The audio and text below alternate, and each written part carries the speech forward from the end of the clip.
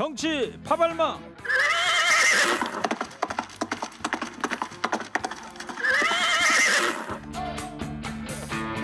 무더워도 달립니다. 지치지 않는 땡벌 봉보로봉봉. 봉봉봉. 최진봉 성공해드리겠습니다. 안녕하십니까. 평론계의 기다리 아저씨 미스터 송 송국권 영남일보 본부장 어서 오세요. 안녕하세요, 송군입니다. 미스터 네. 송인데 미스터 김이라고 부르니까. 그 주최 측에서 알아서 하니까 그런 거 신경 쓰지 마시고요. 워낙 오늘 배정호 교수가 맞습니다. 배정호 교수가 개인 사정이 있어서 오늘 최진봉 교수가 대타로 대리로 왔습니다. 나오셨어요. 두 분은 어떻게 초면이세요? 초면은 아닙니다. 아, 그래요? 예, 뭐 평론계에서 다 잘 아는 사이죠. 근데 저 최진봉 교수는 어제보다는 좀 편해 보이네. 오늘요? 아, 이쪽에 어제는 송국권 본부장 네. 자리에 이봉규 박사가 앉아 계셨고 정말. 맘만 잘하나 보죠. 만만치 않은 게 아니라 그냥 막그 무대포로 막 말씀을 하시니까. 아무튼 저 네. 대타 그래서. 출연 감사하고요. 자, 오늘 저 윤석열 대통령이 이제 귀국했습니다. 그래서 청취자 여러분께 이런 문자를 한번 받아보려고 그래요. 나토에서 돌아온 윤석열 대통령의 성적 100점 만점에 몇 점을 주고 싶으십니까? 이유까지 간단히 좀 적어서 보내주시면 추첨해서 선물도 보내드리고요. 중간중간 소개도 해드리도록 하겠습니다. 그리고 두 분한테는 제가 퀴즈를 하나 드릴게요. 네. 오늘 저 윤석열 대통령이 성남 비행장에 도착했어요. 비행기 트랩에서 딱 내렸어. 제일 먼저 악수한 인물이 누구게요? 이준석입니다. 알고 계세요? 아주 환한 표정으로. 환한 표정으로. 네. 아, 최진봉 교수도 알고 계시는 거예요? 아 모릅니다 저는. 몰랐어요. 네. 어. 별 관심이 없습니다. 네. 누굴 관심이 만나는지. 관심 좀 가져주시고. 알겠습니다. 이준석 대표하고 제일 먼저 인사를 했는데 악수를 했는데 네. 지금 이준석 대표가 다음 주 목요일 날 7일 날이잖아요. 윤리위원회 이제 결정을 놔두고 이제 여러 가지 이야기들이 이제 나오고 있습니다. 그래서 오늘 성접대 의혹의 핵심 당사자인 중소기업 대표가 이런 주장을 했습니다. 이준석 대표한테 한 20여 회의 접대를 했다. 자, 최진봉 교수님. 예, 지금 지금 대표 이야기 좀 전해주세요. 예 말씀하신 것처럼 이건 물론 이제 대표가 직접 얘기한 건 아니고요. 그 대리인 법률 대리인 김소연 변호사 얘기를 한 건데요. 성접대가 이루어진 날을 명확하게 특정을 했습니다. 2013년 7월 11일 날 성접대가 이루어졌고 그리고 주장을 하는 겁니다. 물론 이거는 지금 이준석 대표는 그게 누군지 드러나 보자 이렇게 네. 좀 맞받아 쳤어요. 지금 그 김성진 대표는 이제 구속 중이죠. 예, 그래서 그 변호인이 지금 얘기를 하고 있는 것이고요. 그러면서 말씀하신 것처럼 20여 회 정도 접대를 했다라고 얘기를 하고요. 그리고 이제 첫 만남이 7월 11일이었는데 그때 이제 이준석 대표하고 첫 만남이 이루어졌는데 김 대표라는 분이 그날 성접대가 이루어졌다고 주장을 하고 있고요. 그리고 이제 참고인 조사를 받았거든요. 김 대표가 그 조사에 여러 가지 자료를 가지고 나왔는데 그 당일날 7월 11일 날 일정표 카드 지출 내역, 의전 담당자였던 김아무개 이사의 대납 내역에 대한 환불 내역. 그러니까 네. 먼저 돈을 그 사람이 내고 나중에 돈을 그래요. 돌려줬나 봐요. 그런 내용들. 그래서 아마 알선수재가 될 수 있다라고 지금 그 김소연 변호사 측에서는 주장을 하고 있습니다. 그래서 그러면 김성진 대표 그 변호사 김소연 변호사 인터뷰 한 게 있는데 잠깐 좀 듣고 오겠습니다. 기업가인 이제 김성진 대표는 대통령님께서 한 번만 우리 기업을 방문을 해주면 박근혜 정권에 자기가 정말 정확한 모델을 제시하고 싶다라는 욕심에 이준석이 젊은 청년 비대위원 출신이라는 것을 알고 페이스북에 보내서 멘토님이시죠라고 하면서 아는 체를 해서 그렇게 약속을 7월 달로 잡고 그 첫 만남이 7월 11일이고 그 당일날 성접대가 이루어졌다는 게 이제 포인트입니다. 진술이 너무 구체적이어서 이거는 빼도 박도 못해요. 뭐 신지혜나 진중권과 토론하는 수준으로 범죄를 빠져나갈 생각을 하면 정말 체포영장 나갈 수도 있다는 것만 알고 있으면 됩니다. 네, 이준석 대표에게 페이스북으로 연락을 했고 그래서 첫 만남이 이루어졌는데 바로 성접대가 있었고 자 진술이 굉장히 구체적이다. 빼도 박도 못한다. 토론 수준으로 빠져나갈 생각해서는 안 된다. 이런 이야기를 했는데 송 본부장님 어떻게 보세요? 신빙성이 있다고 보십니까? 일단 이준석 그 대표는 다 부인을 하고 있죠. 예. 부인을 하고 있고 2012년 이후에 박근혜 대통령을 만난 적도 없다. 대선 이후에. 그리고 이준석이 그러니까 박근혜 대통령을 만나게 해달라고 하니까 이준석 대표가 당시에 형님처럼 모시는 국회의원 또 기업인을 통해서 해보겠다 이렇게 이야기를 했다는 거죠. 네. 그런데 본인은 그런 이야기 한 적이 없다. 그 구체적으로 이름이 뭐냐 이렇게 밝히라고 하는데 이준석 대표는 그런 사실 없다는 예, 그런 거고요. 사실이 없다는데 핵심은 이겁니다. 그러면 박근혜 전 대통령을 만났을까 못 만났을까? 만났습니다. 예? 박근혜 전 대통령이 예. 그 2014년 8월 15일 날 그 접대가 있었다는 날 이후에 2014년 12월 2일에 그 회사를 갔어요. 카이 아이서트. 김성진 대표 회사를 그 회사를 갔었다고요? 갔습니다. 그래서 아이카이서트 회사를 가서 그때 박근혜 대통령이 집권 초반에 그 창조 경제를 상당히 강조를 했죠. 그랬죠. 그 창조 경제의 대표적 기업이라고 해서 그 회사를 갔습니다. 갔다면은 과연 이것이 그러면 당시 이준석 그때는 비대위원도 아니고 그때 정권 초반이기 때문에 그 어떤 직책이 없었어요. 근데 그 이준석 대표는 그 이후에 박근혜 대통령 만난 적이 없다고 했잖아요. 네. 그런데 참모들과는 상당히 친하게 어울렸습니다. 그 청와대 젊은 참모들하고 딱 그런 정황이 있는데 그렇다고 꼭 이준석이 했느냐 이렇게도 볼 수 없는 것이 이 아이카이스트 그 대표가 다른 친박 의원들에게도 로비를 많이 했습니다. 네. 로비를 해서 그 친박 의원이 사보 처리된 사람도 있어요. 그렇기 때문에 어쨌든 박근혜 전 대통령이 갔기 때문에 일단 이준석 대표에게는 좀 불리한 상황이지만 이준석을 아닌 제3의 친박 의원이 개입했을 수도 있다. 그렇게 예. 생각이 되겠죠. 그러니까 자세한 건 경찰 조사가 있어 봐야 아는데 약간은 신빙성은 있어 보인다 이런 말씀이신가요? 실제로 좀 만나게 해달라고 했고 네. 본인이 애써 보겠다고 했고 실제로 만남이 이루어졌기 때문에 예. 좀 신빙성이 있다고 저는 보는 거죠. 알겠어요. 최진봉 교수님. 네. 자, 그래서 이제 오늘 이준석 대표가 귀국한 윤석열 대통령 마중 나가서 네. 제일 먼저 악수도 하고 그랬는데 지난번에 환송 때는 안 나갔었잖아요. 다른 나갔었죠. 일정 핑계를 가지고. 네, 그랬었죠. 윤석열 대통령 들어오니까 가서 만났단 말이에요. 성남 비행장에. 어떤 의중이 있다고 봐야 될까요? 그러니까 나갈 때 못 만났잖아요. 예. 거기에 대한 반대라고 생각해요. 그게 무슨 말이냐면 권성동 원내대표 같은 경우는 원래 본인은 정치적으로 잘 판단해서 가신 거거든요. 근데 이준석 대표는 초청을 안 받아서 그러니까 청와대에서 지금 대통령실이죠. 대통령실에서 오라고 얘기를 안 해서 안 간 거예요. 그래서 다른 행사를 참석을 했었어요. 그다음에 최재형 지금 혁신위원장 지명하신 분 그분 행사에 참석을 했는데 그리고 나서 이제 얘기가 많이 나오죠. 해석이 여러 가지가 나왔어요. 그러니까 이준석 대표를 윤석관이 좀 멀리하는 거 아니야? 윤석열 대표하고 윤석열 대통령하고 뭐 거리감이 생기는 거 아니야? 이런 얘기가 나왔잖아요. 네. 그걸 만회하려고 본다고 저는 생각해요. 그러니까 이번에는 안 불러도 가는 거죠, 그냥 가야 되고 두 번째는 이 징계를 앞두고서 윤석열 대통령과의 친분을 한 번 더 여론에게 소개할 필요가 있다. 환한 웃음으로 악수를 일단 했잖아요. 속이 어떻든. 그러면 이제 외부석에서 볼 때는 여론도 윤석열 대통령이 그럼 윤석 대표하고 어느 정도 관계가 나쁜 건 아닌가 이런 생각을 하게 만드는 거죠. 그래서 여론에 일정 부분 영향을 주려는 의도도 있다고 보여집니다. 그 이준석 대표가 또 지역 행보도 이어가고 있어요. 송보문장님. 포항을 찾기도 했고 어제는 또 월성 원자력 본부를 방문해서 이 배경은 또 뭐라고 읽을까요? 지금 이준석 대표의 일거수일투족이 전부 다 윤석열 대통령 윤심과 연결이 되고 있어요. 징계를 앞두고 있기 때문에 과연 윤석열 대통령이 이 이준석 대표를 좀 구명을 할 것인가 이 부분에 모여지고 있기 때문에 포항과 경주 간 것도 지금 본인은 그전부터 일정이 예정돼 있었다. 그리고 날짜가 그제라고 이야기는 안 했지만 그쪽 현지의 국회의원들을 와달라고 한 적이 있다. 이렇게 이야기를 하고 있지만 어제 두 곳에 간 곳이 그 공교롭게도 윤석열 대통령이 후보 시절에 가서 공약을 한 데가 있어요. 네. 그 공약을 한 그 현장을 두 군데 다 갔습니다. 그렇기 때문에 월성 원자력 그 현장인 것 같고 원자력 본부 그 월성 원전 문제는 경제성 조작 이 사건으로 윤석열 총장이 수사를 하다가 이 탄압을 받은 그 사건이죠. 그리고 나중에 윤석열 총장이 퇴임을 할 때도 여기에 대해서 월성 원전의 수사에 대해서 외압이 있었다 이런 말까지 했어요. 네. 그래서 윤석열 대통령이 상당히 관심을 갖는 그 지역을 간 것이고 월성도 그렇고 또 포항도 영일만 대교를 만든다거나 아니면은 호미 곳에 국가해양정원을 만든다는 그 윤석열 후보의 공약이 있었거든요. 네. 그 공약 현장을 갔기 때문에 그러니까 윤석열 대통령한테 나 여기 왔다 갑니다 이런 도장을 찍는 거 아니냐? 그러니까 이 공약을 제가 여당 대표 입장에서 다 챙기고 있습니다. 뒷받침하겠다. 예, 정책적으로. 이 메시지를 보낸 것 같아요. 자, 최 교수님 일각에서는 말이에요. 이렇지만 이 대표가 이 자진 사퇴 7월 7일 윤리위 전에 자진 사퇴 가능성 얘기도 나오던데 어떻게 보세요? 저는 그럴 가능성은 낮다고 봅니다. 뭐 얘기가 나오긴 하지만 실제적으로 본인이 자진 사퇴할 가능성은 낮다. 저는 개인적으로 그렇게 생각하고요.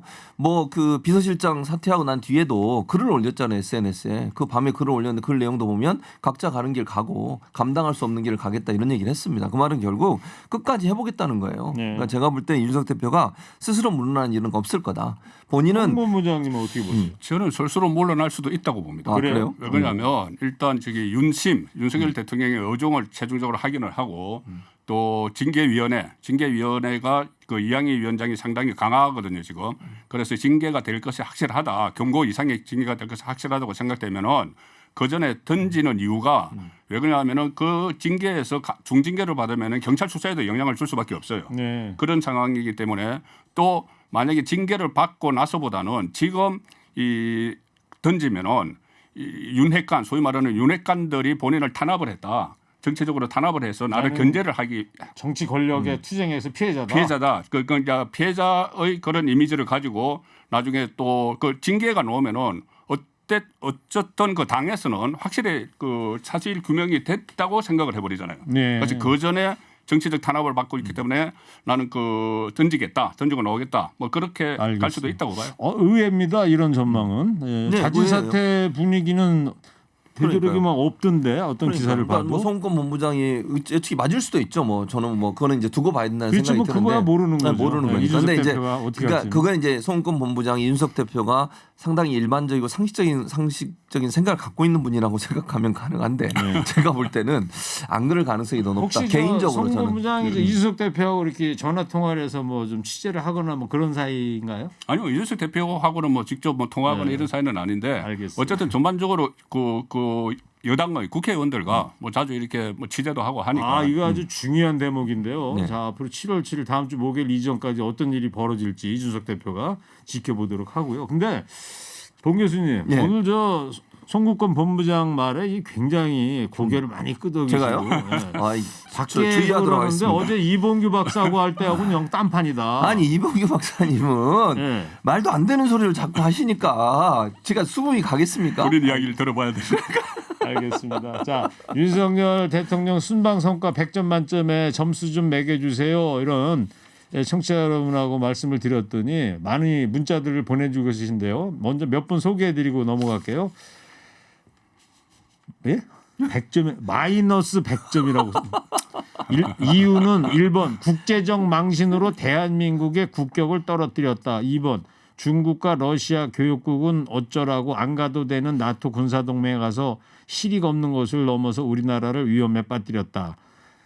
처음으로 정상 외교한 거라 실수가 있더라도 괜찮게 잘했습니다. 저는 70점입니다. 다음 외교 무대 실수한다면 처음이 아니라 물러나야겠죠. 그때는 국민대표가 아니죠. 저는 중도입니다. 100점 기준으로 20점 줍니다. 작년에 스가 총리를 보는 듯한 모습에 참으로 마음이 아픕니다. 자, 윤석열 대통령 국정 수행 지지율 오늘 또 나왔는데요.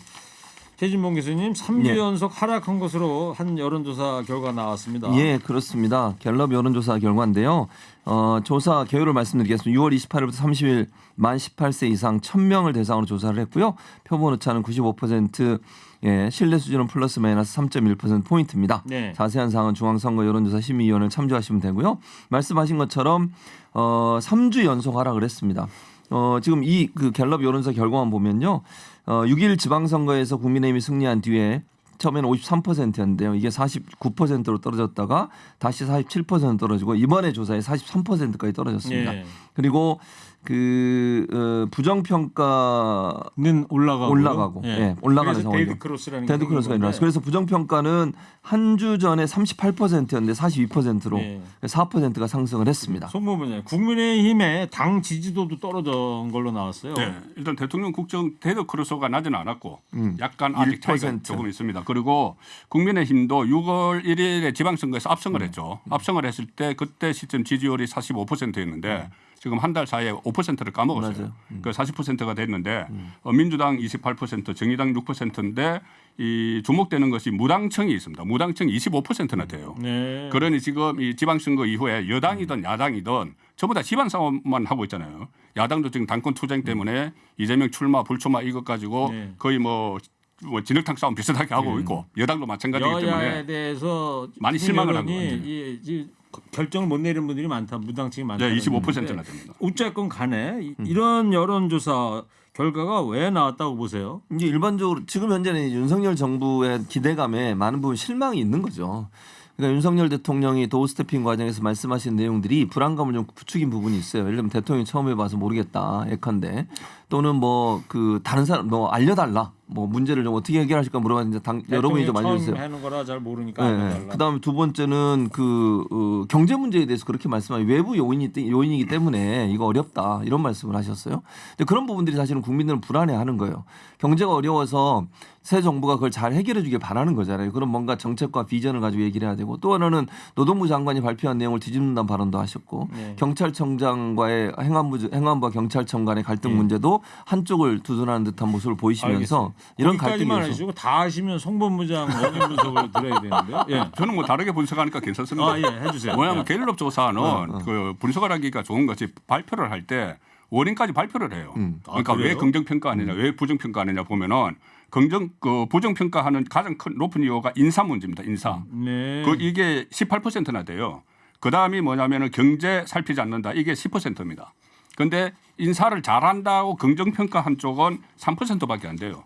그러니 인사가 가장 큰 문제고 특히 이번에 지금 뭐 김성희 또 박순애 이 교육부 장관 네. 또 김성희 보건복지부 장관 후보자를 둘러싸고 또 김성희 후보자 같은 경우는 선관위에서 정치자금법 위반으로 검찰에 수사 의뢰까지 한 그랬죠. 상태이기 때문에 예. 인사에 대해서 가장 큰 실망을 하고 있다 이렇게 얘기할 수 알겠습니다. 있죠. 아, 갤럽 여론조사는 평론가들한테 인기가 좋겠어요. 네, 쫙 이렇게 나옵니다. 알려주니까. 예. 지금 얘기하신 김승희 또 후보자 또 박순애 장관 후보자 이슈가 이제 지지율 하락에 영향을 줬다는 해석도 이제 있는 건데 민주당에서는 최진봉 교수님 네. 김승희 박순애 후보자 이 비판하면서 윤 대통령 압박에 나갔습니다 지금. 그렇죠. 김승희 후보자는 뭐 방금 말씀하신 건 정치자금법 위반 때문에 선관위에 자체 수사했는데 문제가 있으니까 수사를 의뢰했지 않겠습니까? 문제가 없으면 뭐하러 수사를 의뢰했겠어요.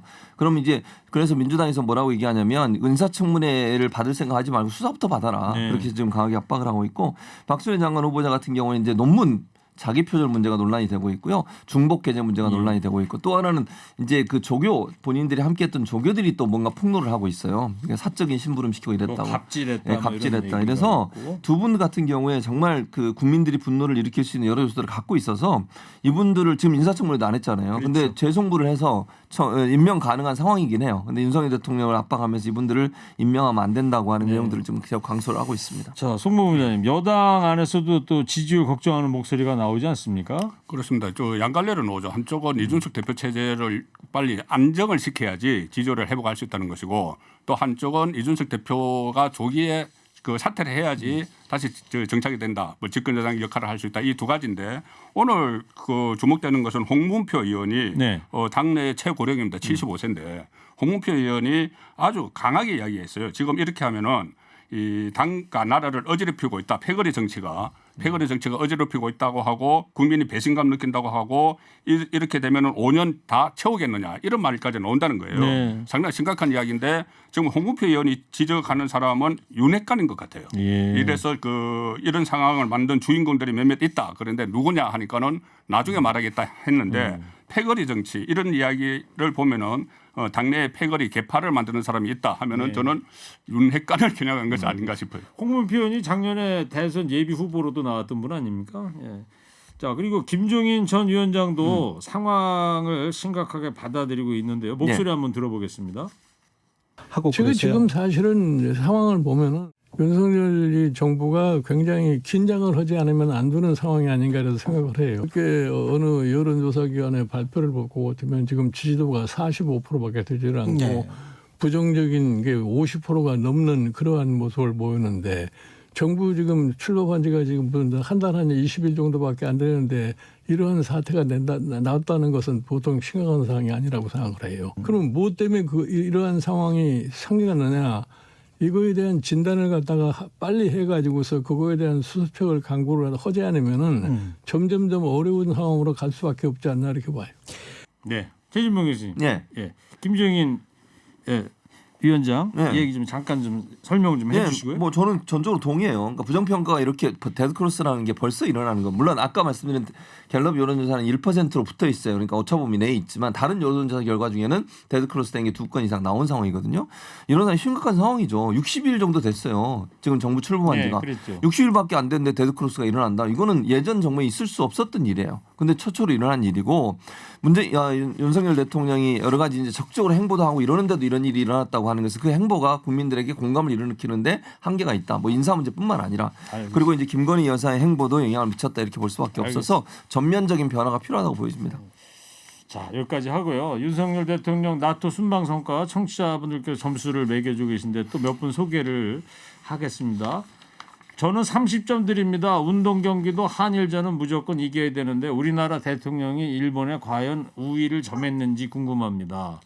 저는 마이너스 100점입니다. 얼굴 2kg 간다 했으니 일정도 취소당하고 간다 했지만 일정도 취소당하고 노룩 악수나 당했죠. 부끄러움은 왜 국민 몫인가요? 완전히 또 상반된 문자를 보내주신 분입니다. 저는 1000점을 줍니다. 15분 만에 15명의 정상을 만나서 반도체, 원전, 전기차 등 다양한 경제 협력을 이끄셨는데 완전 능력자 아닙니까?